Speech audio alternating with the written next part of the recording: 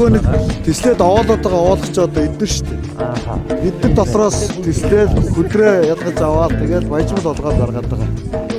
Яг 6000 ажилтж байна. Нөгөө ухсан газар нь энэ. Одоо ухаад гаргаад ингээ оолгоо тавьчихсан. Одоо манай үйлдвэрчний олгоод дөрөв чоод тэнд нэг майхны биш үү? Тэр яадгүй хэр эднэр төрөөс анх геологч майхантайгаа ирж ирсэн. Тэгээ өшөө олгоод ирсэн.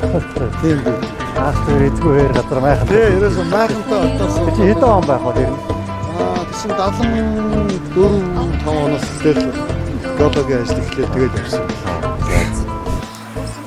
Энэ майхан шүү дээ. Тэгээд одоо хилийн орсууд сүүлдээ Монгол ажил сайн. За.